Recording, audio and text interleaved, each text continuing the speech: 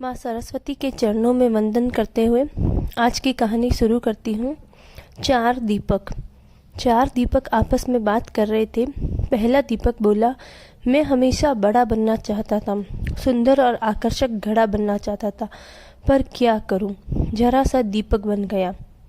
दूसरा दीपक बोला, मैं भी अच्छी भव्य मूर्ति बनकर किसी अमीर आदमी के घर की शोभा बढ़ाना चाहता था, पर क्या करूं, कुम्हार ने मुझे एक छोटा सा दीपक बना दिया।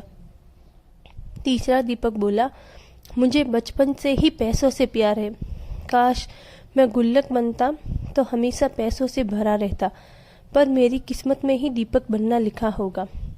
चौथा दीपक खामोश रहकर उनकी बातें सुन रहा था। अपनी अपनी प्रतिक्रिया देने के बाद तीनों दीपों ने चौथे दीपक से भी अपनी ज़िंदगी के बारे में कुछ कहने को कहा। चौथे दीपक ने कहा, भाइयों, कुम्हार जब मुझे बना रहा था तो मैं बहुत खुश हो रहा था, क्योंकि वह मुझे बनाते वक्त प्रसन्न था।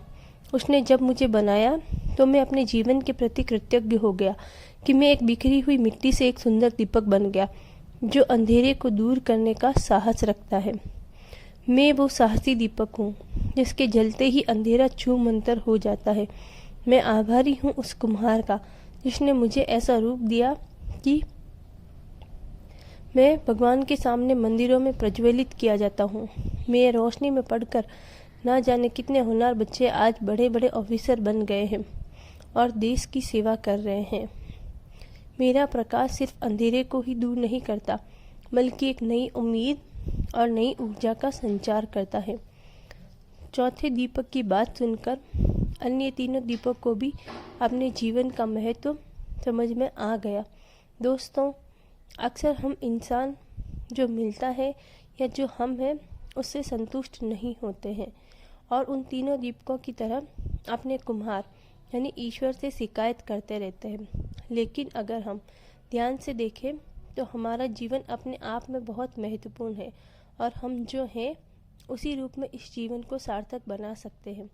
इसलिए चौथे दीपक की तरह हमें भी जो है उसमें संतुष्ट होकर अपना सर्वश्रेष्ठ जीवन जीने का प्रयास करना चाहिए। Thank you. जय श्री कृष्णा। अगर आपको ये कहानी अच्छी लगे तो प्लीज़ लाइक करें और मेरे चैनल को सब्सक्राइब ज़रूर करें।